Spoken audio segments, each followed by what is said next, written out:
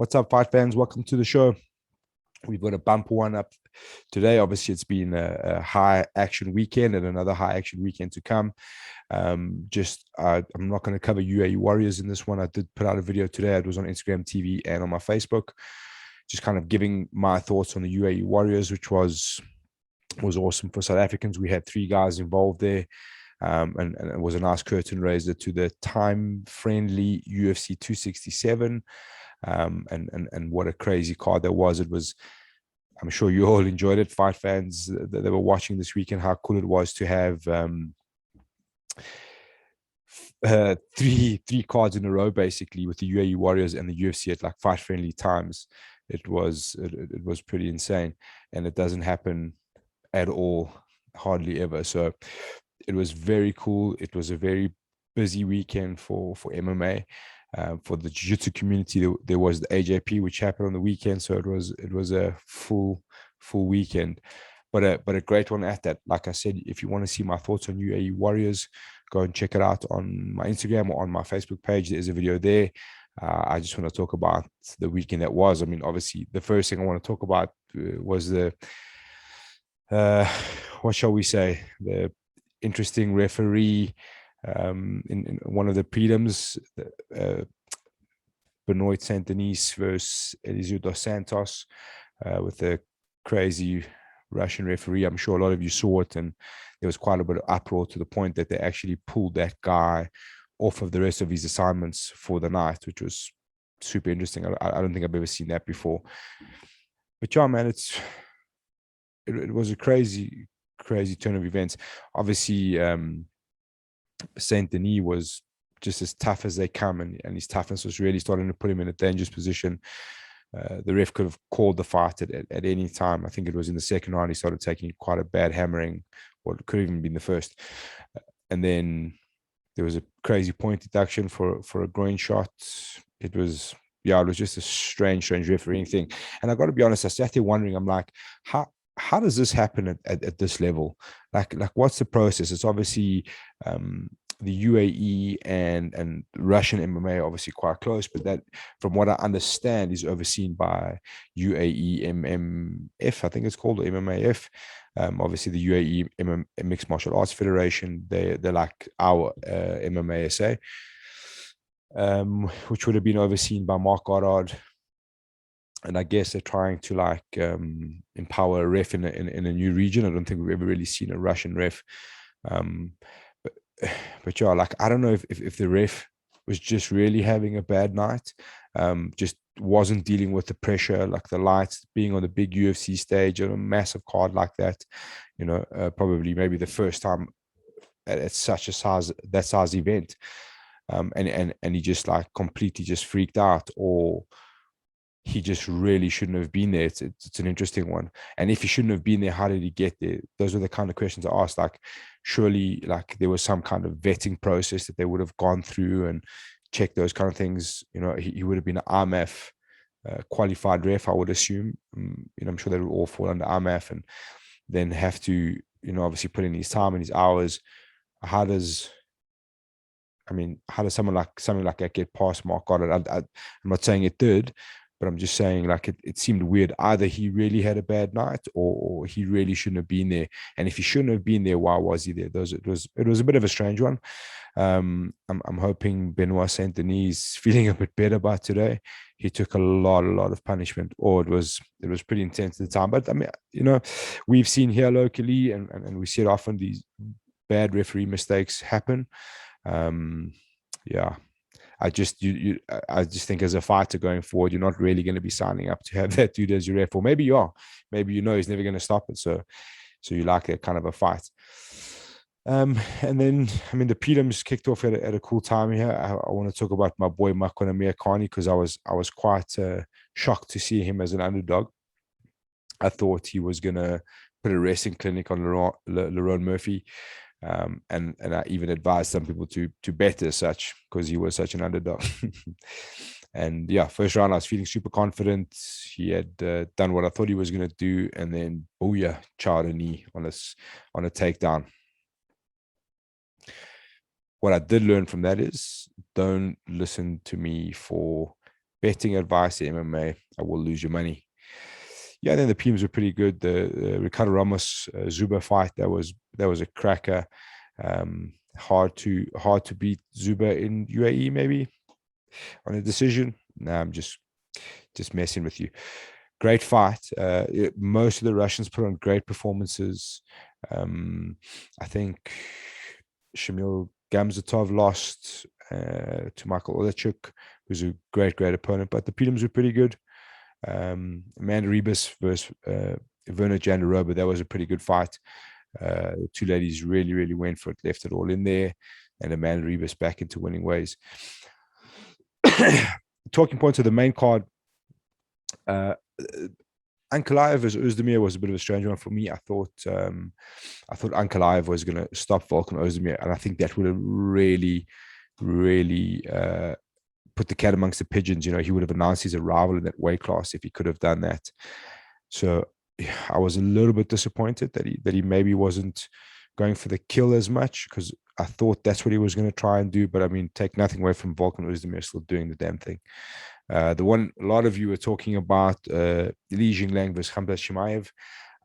And this was an interesting one because we wanted to see what sort of Chimaev comes back from COVID. We've seen he's been really struggling with COVID to the point that the UFC actually flew him out to Vegas at a point for him to get treatment from their doctors. So they knew that he was getting the best treatment possible. Yeah, there was a bit of a weight issue. The Talgate 2.0, DC 2.0. He was obviously having a bit of an issue making the weight. Perhaps something went wrong in the cut. Perhaps it had something to do with the longer style layoff. But yeah, it didn't really affect his performance too much. So I don't know how much we can read into that, because he just came out guns blazing and did what he does straight away in the first round, getting the takedown. Yeah, taking the back, choking him out.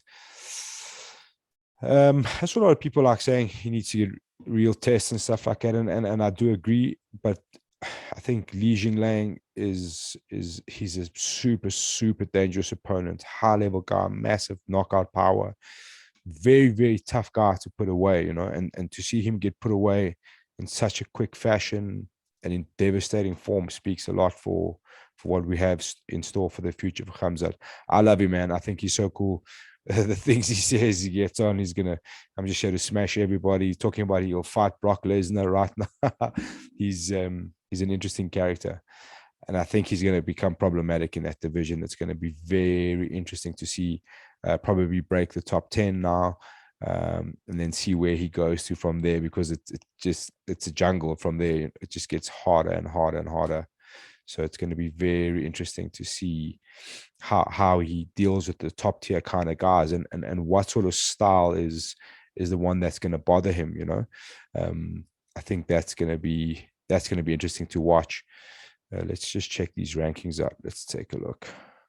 Let's see what he's up against in the top 10. Jeff Neal, Bilal Muhammad, Neil Magny, Jorge Masvidal, Michael Chiesa, who they had like a little stare off on social media, which was pretty cool. Wonder Boy, Vicente, Leon Edwards, Gilbert Burns, and then Colby Covington, and of course Kamaru Usman. Yeah, it'll be super interesting to see how he fits in the mix there, and how he looks against these sort of top 10 opponents. Someone like Michael Chiesa would be a fantastic fight. But yeah, it's going to be interesting to see how he develops and how far he goes. He definitely has that air of like major come up star power at the moment.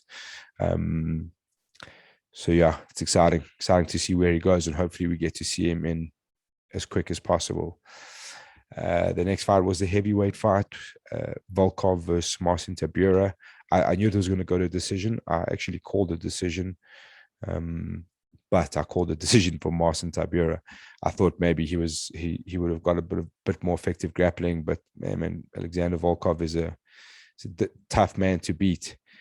He brings a lot of interesting weapons to the fray, so he's a very tough character to deal with. I actually want to pull up my predictions and see how wrong I was. Oh, I can't see them.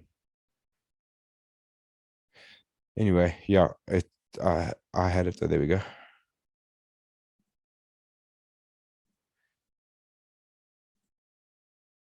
Okay, let's take a look. So I had got Ankalaev by TKO, which I got Ankalaev right, method wrong. Marcin Tabura for the decision, wrong. Chimaev, I got him right. TKO, okay, you got the sub. Islam Makhachev by sub, full marks there. And Yan decision, full marks there. And Blakovic was obviously wrong, which actually, I said that there was quite a lot of mixed predictions when it came to Glover versus Jan. I thought Jan was going to get it done, no problem, but I was definitely wrong. So, yeah, got that wrong. Was a pretty good fight. Islam Makhachev versus Dan Hooker, which was crazy to me. And you could see the frustration on Dan Hooker as soon as he was submitted. He knew he shouldn't have been there, and he got himself into a bad position quite early. But Islam Makhachev, man, is also he's the real deal. It's going to be so interesting to see. I think Dan had kind of suggested one more fight for him, and then we're going to see where he goes from there. Probably end up in a title fight from there. So one more win, and I think he'll be knocking the title shots. It'll be interesting to see who they give him and how they do it. Because I mean, he's 100% earned his space at the top now. I would suggest maybe someone like Beneil Dariush, I'm guessing, something like that. Yeah, it'll be interesting to see how they set him up, because he's definitely on track for a title fight. And then yeah, fight between him, Islam Makhachev, and Dan Hooker, or Charles Oliveira would be super interesting. But yeah, he just also seems to be keep getting better. He's getting better and better with each fight, and just dispatched Dan Hooker. The fight of the night, which I think was a big one, was Peorian versus Corey Sandhagen. This was an incredible fight. Two super high level guys and super tight. I thought the fight was really close. I thought it was a great fight. I thought both guys really earned their keep. But Peorian is going to be so hard to beat in that division. He seems to have that extra gear all the time. And I don't know, man, like his punches just seem that much more powerful than the rest of the decision. Like it causes problems, you know. So guys are very cautious of how they enter, and how they approach him with those heavy hands. But yeah, was a cracking fight. I'm sure most people enjoyed it. I think Corey Sandhagen he's just there, man. He's so close. It's got to be so frustrating for him. He's so close to being the best in the world, but he's still a super young guy. I think we'll see Corey Sandhagen as a champion sometime. I don't think that's done for him yet. You know, he's going to have some tough fights still in that division. But I think he's going to figure it out. He's such an intelligent dude, and he's getting better and better with each fight. So I won't be surprised if we see him with the strap around his waist real soon. And then obviously the main event. This was it was an interesting one for me. There were like weird moments. I know when Jan had Glover Teixeira in his guard, and he put on a can opener, and he flat out seems to Jan just flat out seemed to panic. He wanted to get out of there. I felt like maybe the first one had pulled something in his back, or like hurt him in some way, because he just didn't seem the same after that. But yeah, the neck crank came back for some vengeance. But Glover Teixeira, man, what an inspiration. 42 years old, still doing the damn thing. Been through a lot of trials and tribulations to get there. Yeah, just such an unassuming guy, and yeah, massively impressive. It was a great show. It was a great card. It was even better because of the timing. I'm sure you guys all enjoyed it. And then, fight fans, the big one, UFC 268. 2 fight cards, pay-per-view fight cards back to back. What a treat. Unfortunately, this one is going to be a bit earlier in the morning than the previous one, but it is a hell of a card. I just want to run through it with you, give you some thoughts and a few predictions. And I'm going to try put out a video later on, which is going to be more aimed at a couple of picks I would make for bets, hopefully get around to that soon. Alrighty, let's quickly take a look at the prelims. This is a amazing card. The return back to Madison Square Gardens. That's for the first time in quite some time, so that's going to be super exciting. It's a full stack card. Early prelims, main card. You can see there the early prelims are kicking off at 12 o'clock, which will be Sunday morning. My boy Huggy Bear, Chris Barnett's back versus Jen Vellante. Aleska Camus, who looks a lot like Frank Mir, which is amazing. John Allen, there's some good fights in there. And then the prelims are pretty stacked. You'll see some big names in here. Alex Pereira, who is the man that's chasing Izzy. That's the guy who knocked Israel Adesanya out in kickboxing. Obviously, a couple of fights. If you can get a couple of wins, he'll be being pushed up quite ferociously, I would assume. Alia Quinta versus Bobby Green. Interesting little fight. This was originally on the main card, I think, but it's been changed. Full Halls versus Chris Curtis. Edmund Shabazian is back in the prelims. Just imagine trying to fight his way back up. And then the one everybody's going to be talking about, young Ian Gary, who's from Ireland. They're touting to be the next big thing in the UFC and in MMA. He gets a tough assignment against Jordan Williams. So that would definitely be one to watch, is to see how Ian Gary goes on his debut. Former Cage Warriors champ, I think, and he is touted to be the next big thing. Then on to the main card, Frankie Edgar versus Marlon Vera. This is a cracking fight. I think obviously Marlon's starting to make his ascension now to the top tier in the bantamweight division. He's got to get past Afro and Frankie Edgar. I do love this picture tremendously.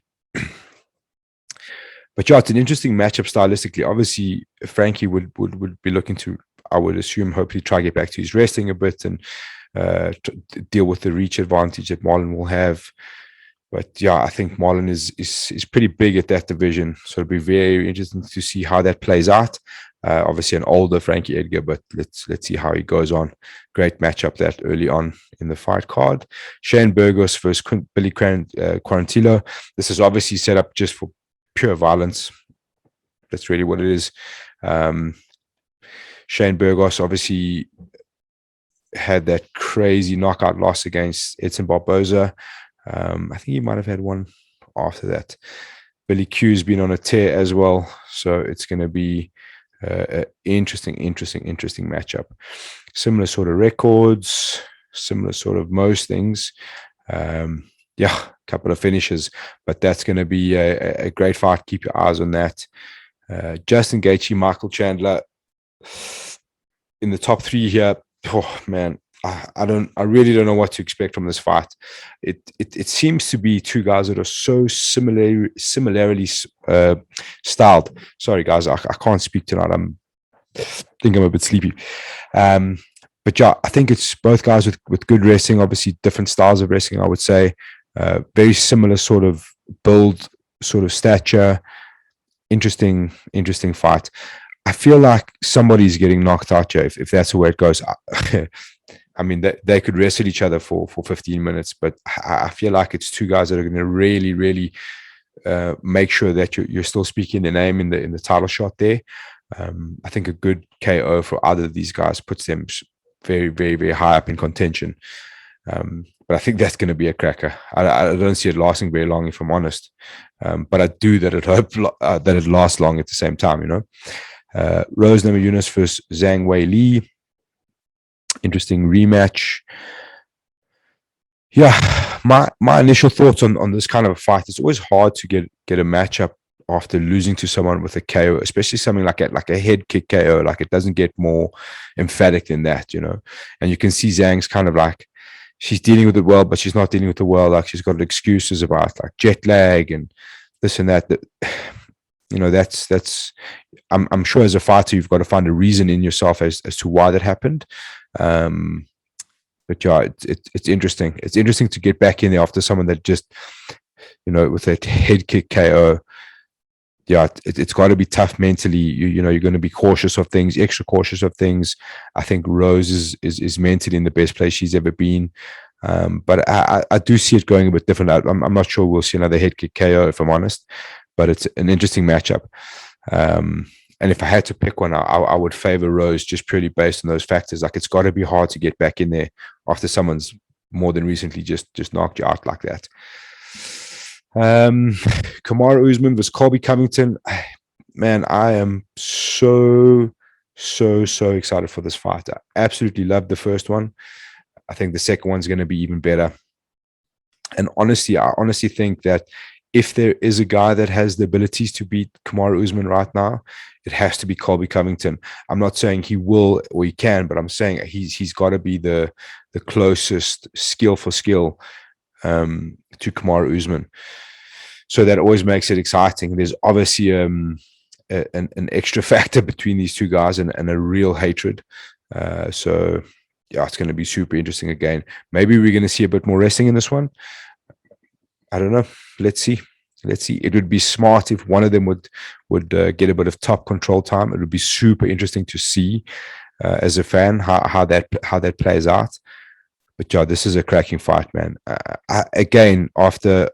Colby can say what he wants. He did get stopped at the end, and I think to come back from that mentally is not easy when you're dealing with this guy. And Kamaru's just the best in the world. There's just no two ways about it. He's absolutely the pound for pound king right now. Great matchup. Super excited about that. I just want to check those main card times. I'm assuming 4 a.m. South African time. It's going to be a good one. Make sure you tune in. Don't miss it, because Supersport will not show it again, and then you have to do dodgy things to find the fight card. So make sure you tune in. So we're gonna hop into some guests. I got Faeez Jacobs joining me real soon. He's obviously got that big title fight, which was a change in opponents for Sandile Manangela. Originally supposed to face Sylvester Chifumbu. We know the contractual problems that happened there, and he moved on. But yeah, happy for Faeez Jacobs. Let's find out what he has to say. Good. What's happening? I just got back from training and now I'm ready to talk to you. Fantastic, man. It's been a reasonable amount of time since we last spoke, buddy. So how's things going at the moment? Really good. Really good. I'm happy with the way things have transpired this time around. There's a lot of lessons that I could learn, a lot of adjusting and maturing that needed to be done, and I'm very happy with where I'm at right now. Okay, obviously you've got a chance to get your title back. Came under interesting circumstances. Opponent pulled out, or there was contractual issues, and you're the man who got the call. So just talk us through all of that. How ready were you? What sort of shape were you in? And what was said on the phone call? Okay, so key words is you said your title, and it's never left my mind that it was my belt all along. You know, you have a little setback here, you have a little adversity to work through there, and you climb your way back, and you claim that I'm claiming my position back. So that's the first thing I need to say is it never left my mind that was my position, and that I was willing to fight for it and reclaim it. And then when I got the phone call, I was already asking for a number one contender. So I was asking for the next guy that I could fight, and then just to go back to the belt, whoever that was going to be. There were several names that got thrown into the mix, and then we couldn't really settle on anything. And then Graham told me, just hold on a little bit. I'm gonna get back to you. And then he came back to me with all of this, and I'm gonna be honest. I didn't know how to handle it at first, because I wanted to do it the martial arts way, where you go back and you face the guy and you fight for it. But this is a game of opportunity, and you must live in the lifetime of the opportunity. So when the opportunity came, I thought about it, but I never hesitated on it. That this was what needed to happen next. And as long as I proved worthy to stand in that position, I don't feel like there's anybody that can tell me anything about being the champ. Okay. Fantastic, man. And it, like you say, I think opportunity, when it comes, it's something you have to do. There, sometimes opportunities never come. Sometimes they take an immense amount of time. So you got to take those opportunities when you get them. I I have to ask. It's late notice, but not like last minute. I know you fought on 24 hours notice before, so uh, late notice is not something you're afraid of. What were you doing at the time? You know, like we often hear these stories that the guy was on a boat drinking tequila shots and got the call. What were you doing at the time when you got the call? I was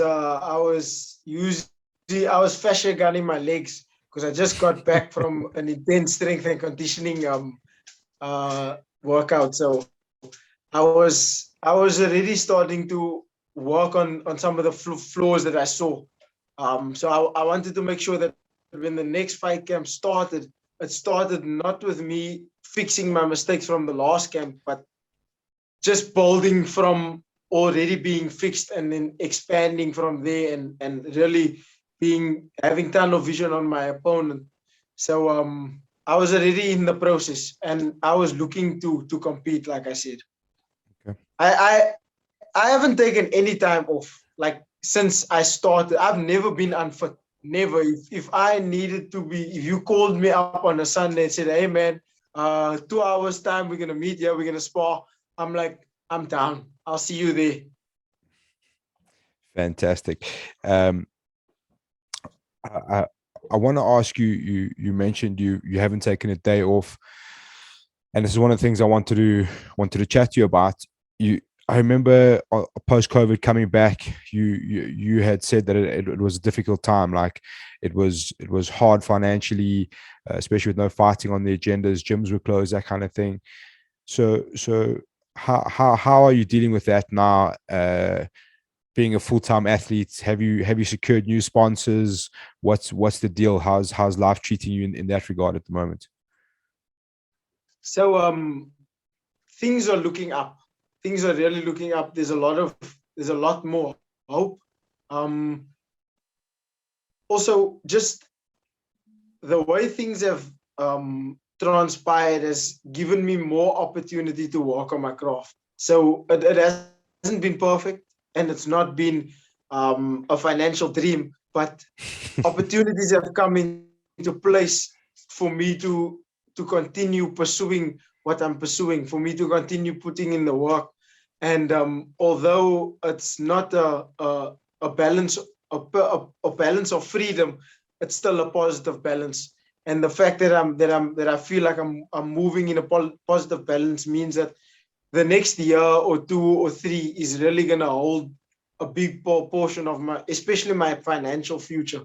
I understand that there was a long time where I needed to sacrifice, where things were gonna be hard, where I was gonna be working to sustain my MMA baby. I was gonna be looking after the dream. I always look at the dream as raising a child, and my child is finally ready to look after me. That's good news, dude. When you mention your craft, I think about how you are analyzed by, I don't know what you want to call it, MMA pundits or MMA fans. Everyone always talks about the unorthodox Faeez Jacobs and the very like wild man when it comes to the fighting style. Do you think that's how do you take that? First of all, do you take it as a compliment or do you find it a bit strange? And is there something more to Faeez Jacobs? You mentioned maturing and those kind of things. Could we expect a more clinical Faeez Jacobs, or do you think the wild man is what separates you from the pack? Um, that's a brilliant question. I really like that question. So at first it bothered me when people would call me the wild man. I like unorthodox. I like unorthodox, but being called wild was a little bit of an insult to me. But when I started seeing my opponents being asked questions about me being wild and the looks on their faces, I kind of fell into it. I was like, okay, I'm okay with it because of the way it makes them feel. Um, when I'm talking about maturing, I do have a wild factor, and it's because I believe that I see things that people don't really see. I train in ways that people don't really train. I put myself in positions that people don't usually put themselves, and I think that's why I have such a dynamic style and so many finishes is because when there's a split second, something him and I know. The fans, not everybody that don't see it, but him and I know what just transpired. And when I see that moment, and and I can describe to you exactly what they see. They look at me, but when they see that moment happen, I grow 10 times bigger. And when all of that crashes on them, it usually ends up in a finish. So that being said, that wild factor and that unorthodox dynamic aggression will always be a part of me. It was born in me from being a child already. But understanding that is it's it's it can be used as a sniper and not always as a machine gun. Um, and that there's spaces in between that can be filled, so that when I do fire, it will they won't be as ready for it to come. I feel like in my last fight, and I say this often, is predictability is death.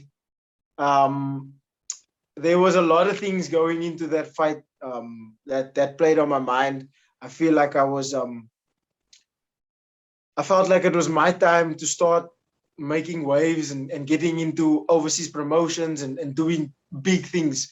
So I was fighting out of a place of wanting to be successful, and chasing something in a fight is always a bad idea. Whereas I'm searching for a moment rather than being in the moment, and that's gonna be the difference. Is when you see me fight now, you're gonna see me completely present in the moment, and that's gonna be the difference of when the finish comes and how the finish comes. Amazing, man. I wanted to ask you about.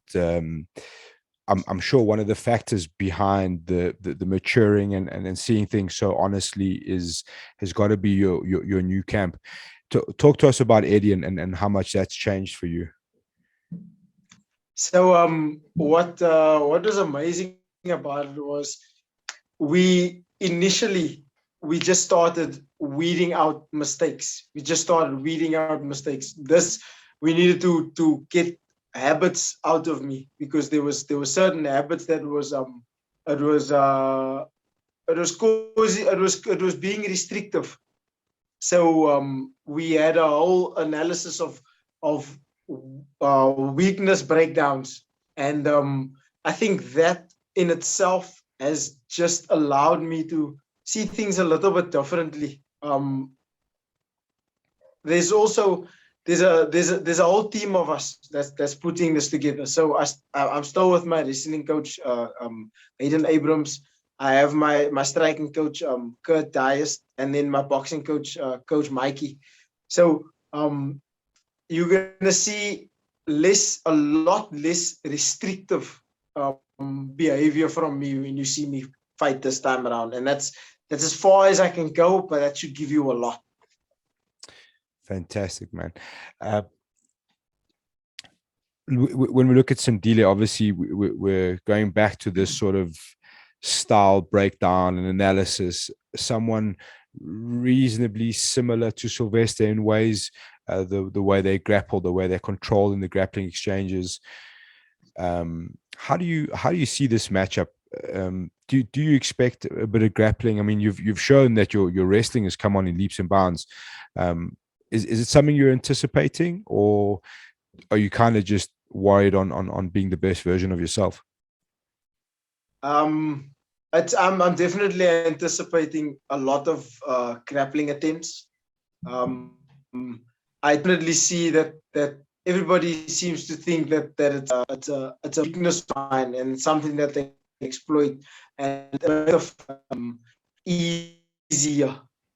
I don't see him breaking through based on past fights. I don't see him breaking through any other way. So I do expect him to be heavy, trying to come in there and be heavy on the grappling attempts. That being said, that's open up a lot of opportunities for me to be my best self, for me to show how much control I've established within my fight style.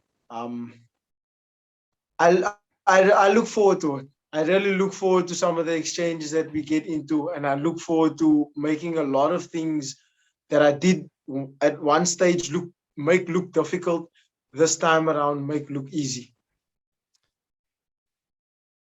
I want to ask you in closing the last one from me. You've spoken a lot about being less restrictive, still a bit of wild man in that, but in a nutshell, what would you say fans can expect from you come fight night? I think you can expect a pianist that's gonna play a symphony. You can expect a hyena that's gonna laugh. You can expect a lion that's gonna roar. You can expect an eagle that's gonna soar. You can expect water to flow. You can expect a wave to crash. You can expect troublemaker to own the cage. Ladies and gentlemen, Faeez Troublemaker Jacobs, he's back in action this weekend, fighting for the Bantamweight title in the EFC at EFC 90 this Saturday. Faeez, thank you for your time, buddy. I know you're working very hard, very late. We wish you all the best for the rest of the cut and what's left of travels and that stuff. And we look forward to seeing you back in action, man. Let me just give you a shout out, BigAl, man, because you know what? I think part of the reason I'm in the EFC is because of you. And I just want to say that so much time has passed by and so much memories have been made and so much career has passed and you know, you saw something special and you definitely took it up with the big people. And here I am about to fight for the EFC World Championship for a second time, about to be the champion for the second time. And it's been an honor knowing you, man. Likewise, dude. It's been a pleasure to watch you. Very exciting always. I always get a bit of extra goosebumps when I see you in there. It's a great story, man. And like always, I wish you all the best come fight night, man. And hopefully we get to see you perform at your best level. And I look forward to a great fight. Appreciate that. I'll see you fight night. Thank you, buddy. See you soon. Cheers, brother. Ciao. Bye. Faeez Jacobs, what a guy. For those of you who don't know what he was talking about, I was at an EFC event in Cape Town with a family member and a friend.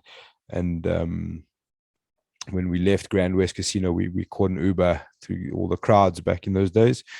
And we were driving home, you know, like discussing the fights like one does. And the Uber driver kept on like interrupting. Yeah, but, you know, and he was giving us this whole breakdown. And eventually I asked him, like, dude, like, where were you watching the fights? I mean, he's like, no, he was. So how Grand West used to have the arena, then they had like a second room off of it where there was a TV actually showing the fights, and he was in there watching the fights because he didn't have a ticket to get in, and then went back to work in a shift as an Uber driver, and that was Faeez Jacobs who drove me home. And I'd said to him at the time, you know, like, send me your mess, send me your stuff, like, you know, I'll try and send it to people. And you know, he was all the cheese. He was winning titles all over the place, and you know, very cool guy. Yeah, I look forward to seeing him again. You know, we met like that. I cornered against him with Carl Eleanor. Yeah, a lot of history between myself and Faeez. Yeah, that's EFC coming up this weekend. EFC 90. It's this Saturday. Yeah. I just want to pull up the card quick. Obviously, the last one was supposed to be UFC 90, but then it was the first ever UFC fight night. And here we are. We all know what's happened with the main event. So I'm not going to harp on too much about that. And this is what we have now. Sandile Malengela versus Faeez Jacobs for the bantamweight title at the top. Yeah, it's obviously not the fight that was meant to be. I'm glad that Sandile still gets his shot at a title. I think he's earned it. He's fought the long, hard way, and he's back in action. Obviously, we've spoken about Faeez Jacobs, and he's just been on here today. I think it's an interesting fight. Like we said, there's going to be a bit of grappling involved. How does Faeez respond to that? How does Sandile deal with, like we said, the unorthodox Faeez Jacobs? Be super interesting to see. Like Faeez can be quite hard to prepare for, because we do assume that he's quite wild in there. But it'll be interesting to see how that all pans out. Sandile's got an obvious path. Well, in his head, will have an obvious path to how he gets that victory. Interesting matchup between those two guys. The return of Madiba versus Kia Harvey, who I spoke to earlier in the week. He comes out of high-level martial arts in Scotland. James Doolan's the head coach there. Danny Henry, Stevie Ray, Callum Murray, all those kind of guys come out of that camp. He was supposed to fight in Bellator. That didn't happen. But yeah, interesting fight. When you're coming straight up to get matched up with Tumsang Madiba, they've obviously thinking very highly of you. Nicholas Huende versus Taka Mahandu. It's Nicholas Huende's second fight in the EFC. Taka Mahandu's second fight in the EFC. Both very exciting guys. It's actually a great matchup, to be honest. Nicholas Huende showed some great ability in his first fight. I think he won via TKO. It was a body shot, I think, if I remember correctly. And Taka Mahandu obviously just had the fight with Aziashu Chitamba. And this fella, I don't know how to say his name, Kolbuz Up, who's a Senegalese wrestler, looks like a unit of a man. They've got him at 6'6". I don't know how legit that is, but we'll see when he gets here. Yeah, going to be super interesting. He has absolutely zero MMA experience, so that should be interesting against Nico Yamji, who's 2-6 at the moment. But yeah, two big men. I get it. It's exciting. And we just heard today that Jackie Tracia is off. She has, or she's having a weight cutting issue, from what I understand. Yeah, and that's the EFC 90 card. There's a couple of decent prelims on there. Yeah. That's all I can say about that. It will be on EFC TV. It'll obviously be on Supersport and all the other places you normally watch it. I think that is it for the show. Hope you guys enjoyed it. It was nice to chat to Faeez Jacobs. Again, guys, if you've got any topics you want me to talk about or anything like that, let me know. Drop them in the comments. Send me a DM on Instagram and we'll get around to it. And we'll chat to you soon. Peace.